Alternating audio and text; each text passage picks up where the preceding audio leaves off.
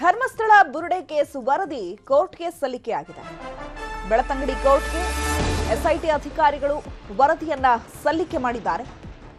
ಸುಮಾರು 7,000 ಪುಟಗಳ ವರದಿಯನ್ನ ಈಗಾಗಲೇ ಎಸ್ಐಟಿ ಅಧಿಕಾರಿಗಳು ಬೆಳತಂಗಡಿ ಕೋರ್ಟ್ಗೆ ವರದಿಯನ್ನ ಸಲ್ಲಿಕೆ ಮಾಡಿದ್ದಾರೆ.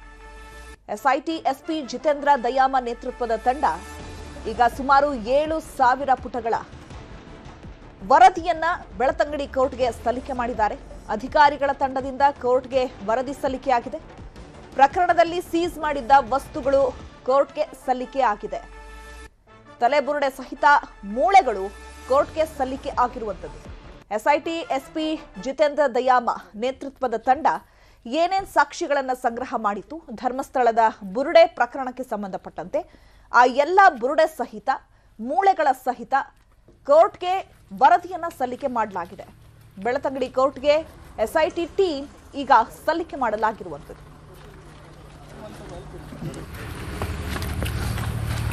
ಧರ್ಮಸ್ಥಳ ಬುರುಡೆ ಕೇಸ್ ವರದಿ ಫೈನಲಿ ಈಗ ಕೋರ್ಟ್ಗೆ ಸಬ್ಮಿಟ್ ಆಗಿದೆ. ಬೆಳತಂಗಡಿ ಕೋರ್ಟ್ಗೆ ಎಸ್ಐಟಿ ಅಧಿಕಾರಿಗಳು ಸುಮಾರು 7,000 ಪುಟಗಳ ವರದಿಯನ್ನ ಸಲ್ಲಿಕೆ ಮಾಡಿದ್ದಾರೆ. ಎಸ್ಐಟಿ ಎಸ್ಪಿ ಜಿತೇಂದ್ರ ದಯಾಮ ನೇತೃತ್ವದಲ್ಲಿ ನಡೆದಂತಹ ಒಂದು ತನಿಖೆಯಲ್ಲಿ ಏನೆಲ್ಲ ಅಂಶಗಳನ್ನ ಉಲ್ಲೇಖ ಮಾಡಬೇಕಾಗಿತ್ತು, ಆ ಎಲ್ಲ ಅಂಶಗಳನ್ನ ಆ 7,000 ಪುಟಗಳ ವರದಿಯಲ್ಲಿ ಮೆನ್ಷನ್ ಮಾಡಿ ಫೈನಲಿ ಬೆಳತಂಗಡಿ ಕೋರ್ಟ್ಗೆ ಸಲ್ಲಿಕೆ ಮಾಡಲಾಗಿದೆ. ಈ ಬಗ್ಗೆ ಮತ್ತಷ್ಟು ಮಾಹಿತಿಯನ್ನು ಕೊಡ್ತಾರೆ ನಮ್ಮ ಪ್ರತಿನಿಧಿ ಕಿಶನ್ ಫೋನ್ ಸಂಪರ್ಕದಲ್ಲಿ ಜಾಯ್ನ್ ಆಗಿದ್ದಾರೆ. ಕಿಶನ್, ಈಗ ಧರ್ಮಸ್ಥಳ ಬುರುಡೆ ಕೇಸ್ಗೆ ಸಂಬಂಧಪಟ್ಟಂತೆ ಫೈನಲಿ ಈಗ ಬೆಳತಂಗಡಿ ಕೋರ್ಟ್ಗೆ ವರದಿಯನ್ನು ಸಲ್ಲಿಕೆ ಮಾಡಲಾಗಿರುವಂಥದ್ದು.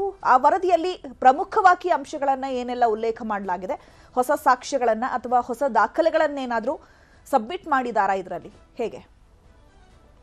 ಚೈತ್ರ, ಇಡೀ ರಾಜ್ಯದ ಗಮನವನ್ನು ಸೆಳೆದಂತದ್ದು ಧರ್ಮಸ್ಥಳದ ಬುರುಡೆ ಪ್ರಕರಣ. ಸುದೀರ್ಘ 1 ವರ್ಷಗಳ ಕಾಲ ತನಿಖೆಯನ್ನ ಮಾಡಿ ಇದೀಗ ಅಂತಿಮವಾಗಿ ಬೆಳ್ತಂಗಡಿ ನ್ಯಾಯಾಲಯಕ್ಕೆ ಎಸ್ಐಟಿ ಅಂತಿಮ ವರದಿಯನ್ನ ಸಲ್ಲಿಕೆ ಮಾಡಿದೆ. ಸುಮಾರು 7,000ಕ್ಕೂ ಅಧಿಕ ಪುಟಗಳ ವರದಿಯನ್ನ ಎಸ್ಐಟಿ ಅಧಿಕಾರಿಗಳು ಸಿದ್ಧತೆಗಳನ್ನ ಮಾಡಿಕೊಂಡಿದ್ದಾರೆ, ತಯಾರನ್ನ ಮಾಡಿದ್ದಾರೆ ಮತ್ತು ವರದಿಯ ಜೊತೆಗೆ ವಿಡಿಯೋ ಸ್ಟೇಟ್ಮೆಂಟ್ ಕೂಡ ದಾಖಲು ಮಾಡಿಕೊಂಡಿದ್ರು. ಹಾಗಾಗಿ 4DP ಹಾರ್ಡ್ ಡಿಸ್ಕ್ ಅನ್ನು ಕೂಡ ನ್ಯಾಯಾಲಯಕ್ಕೆ ಸಲ್ಲಿಕೆ ಮಾಡಿದ್ದಾರೆ. ಈ ಒಟ್ಟು ಪ್ರಕರಣಕ್ಕೆ ಸಂಬಂಧಪಟ್ಟಂತೆ 255 ಮಂದಿಯ ಸಾಕ್ಷಿಗಳನ್ನು ಕೂಡ ಪಡೆದುಕೊಂಡಿದ್ರು. ಹಾಗಾಗಿ ಸಾಕ್ಷಿಗಳ ಹೇಳಿಕೆಗಳು ಮತ್ತು ವಿಡಿಯೋ ದಾಖಲೆಗಳನ್ನ ಈಗ ಕೋರ್ಟಿಗೆ ಸಬ್ಮಿಟ್ ಮಾಡಲಾಗಿದೆ. ಒಟ್ಟು 12 ಫೈಲ್ಗಳಲ್ಲಿ ವಿಭಾಗ ಮಾಡಿ ವರದಿಯನ್ನ ತಯಾರು ಮಾಡಲಾಗಿದೆ. ಅದರ ಜೊತೆಗೆ ಬಂಗ್ಲಗುಡ್ಡೆಯಲ್ಲಿ ವಶಪಡಿಸಿಕೊಂಡಂತಹ ಬುರುಡೆ ಆಗಿರ್ಬೋದು, ಅಸ್ಥಿಪಂಜರದ ಅವಶೇಷಗಳನ್ನು ಕೂಡ ಕೋರ್ಟಿಗೆ ಸಲ್ಲಿಕೆ ಮಾಡಲಾಗಿದೆ. ಜೊತೆಗೆ FSL ನ ವಸ್ತುಗಳಾಗಿರ್ಬೋದು, FSL ನ ರಿಪೋರ್ಟ್ಗಳು ಕೂಡ ಇದಕ್ಕೆ ಅಡಕವಾಗಿರುವಂತದ್ದು. ಹಾಗಾಗಿ SITಯ ವರದಿ ಸಾಕಷ್ಟು ಕುತೂಹಲವನ್ನ ಕೇಳಿಸಿದೆ. ಯಾಕಂದ್ರೆ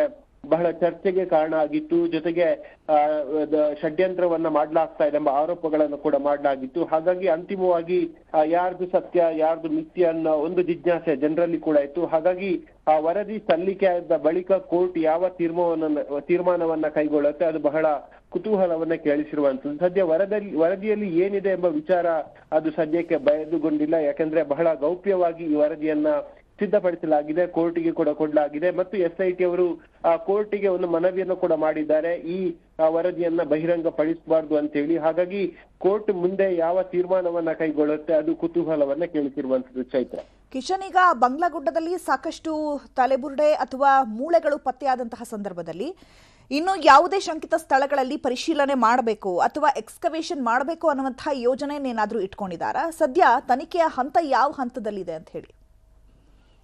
ಸದ್ಯಕ್ಕೆ ತನಿಖೆ ಸಂಪೂರ್ಣವಾಗಿ ಆಗಿರುವಂತದ್ದು. ಹಾಗಾಗಿ ಈ ಸಂಪೂರ್ಣ ವರದಿಯನ್ನೇ ಈಗ SIT ಅವರು ಬೆಳ್ತಂಗಡಿ ನ್ಯಾಯಾಲಯಕ್ಕೆ ಕೊಟ್ಟಿರುವಂತದ್ದು. ಸುಮಾರು 225 ಸಾಕ್ಷಿಗಳ ಹೇಳಿಕೆಗಳನ್ನ ಪಡ್ಕೊಂಡಿದ್ದಾರೆ. ಅದಕ್ಕೆ ಬೇಕಾದಂತಹ ಸುದೀರ್ಘವಾದ ತನಿಖೆಗಳು ಕೂಡ ಆಗಿದೆ. ಜೊತೆಗೆ 7 ಫೈಲ್ನಲ್ಲಿ ಈ ತನಿಖಾ ವರದಿಯನ್ನ ಸಿದ್ಧಪಡಿಸಲಾಗಿದೆ. ಪಿನ್ ಟು ಪಿನ್ ಮಾಹಿತಿಯನ್ನ ಈ ಪ್ರಕರಣಕ್ಕೆ ಸಂಬಂಧಪಟ್ಟಂತೆ SIT ತನ್ನ ತನಿಖಾ ವರದಿಯಲ್ಲಿ ಹೇಳಿರುವಂತದ್ದು. ಹಾಗಾಗಿ ಮುಂದಿನ ದಿನಗಳಲ್ಲಿ ಈ ಪ್ರಕರಣಕ್ಕೆ ಸಂಬಂಧಪಟ್ಟಂತೆ ಮತ್ತೆ ತನಿಖೆಗಳಾಗೋದು ಅಥವಾ ಶೋಧ ಕಾರ್ಯಗಳು ಆಗೋದು ಅದು ಸದ್ಯಕ್ಕಂತೂ ಅಂತಹ ಯಾವುದೇ ಲಕ್ಷಣಗಳು ಕಂಡು ಬರ್ತಾ ಇಲ್ಲ. ಹಾಗಾಗಿ ಈ ಪ್ರಕರಣದ ಒಟ್ಟು ಸಾರಾಂಶದ ವಿವರಗಳನ್ನು ಒಳಗೊಂಡಂತಹ ಈ ವರದಿಯನ್ನ ಕೋರ್ಟಿಗೆ ಸಬ್ಮಿಟ್ ಮಾಡಿರುವಂತದ್ದು. ಮುಂದೆ ಕೋರ್ಟ್ ಈ ಪ್ರಕರಣವನ್ನ ಯಾವ ರೀತಿಯಾಗಿ ಪರಿಗಣಿಸುತ್ತೆ, ಯಾವ ರೀತಿಯಾಗಿ ಈ ತನಿಖೆಯ ಅಂಶಗಳನ್ನ ಆಧಾರ ಮಾಡಿಕೊಂಡು ಯಾರ ವಿರುದ್ಧ ಕ್ರಮವನ್ನ ಕೈಗೊಳ್ಳುತ್ತೆ ಅದು ಕಾದೊಡ್ಬೇಕಾಗಿರುವಂತದ್ದು. ಚೈತ್ರ. ಈಗ ಫೈನಲಿ ವರದಿ ನ್ಯಾಯಾಲಯಕ್ಕೆ ಸಲ್ಲಿಕೆ ಆಗಿರುವಂಥದ್ದು. ಆದರೆ ಮುಂದೆ ಈ ನ್ಯಾಯಾಲಯ ಯಾವ ನಿಲುವನ್ನು ತಾಳಬಹುದು ಅಂತ ಅನ್ಸುತ್ತೆ? ತನಿಖೆ ಮುಂದುವರಿಸಿ ಅಂತ ಹೇಳ್ತಾರಾ, ಅಥವಾ ಬೇರೆ ಏನಾದರೂ ವಿಚಾರಣೆಗಳು ಬಾಕಿ ಇರುವಂತಹ ಸಂದರ್ಭದಲ್ಲಿ ಆ ವಿಚಾರಣೆಗಳನ್ನ ಮಾಡಿ ಅಂತ ಹೇಳ್ತಾರಾ? ಸೊ ನ್ಯಾಯಾಲಯದ ಮುಂದಿನ ನಿಲುವು ಯಾವ ರೀತಿ ಇರುತ್ತೆ?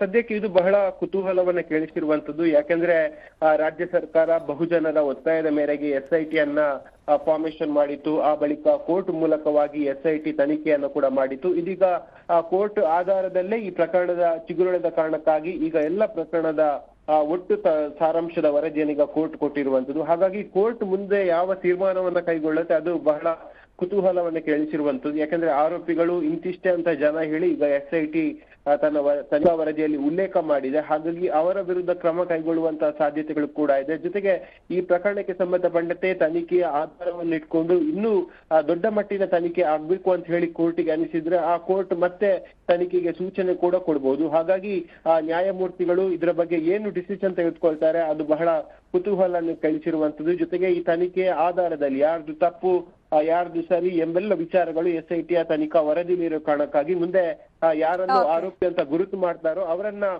ಶೀಘ್ರವಾಗಿ ಬಂಧನ ಮಾಡುವಂತ ಪ್ರಕ್ರಿಯೆ ಕೂಡ ನಡೆಯಬಹುದು. Chaitra, thank you.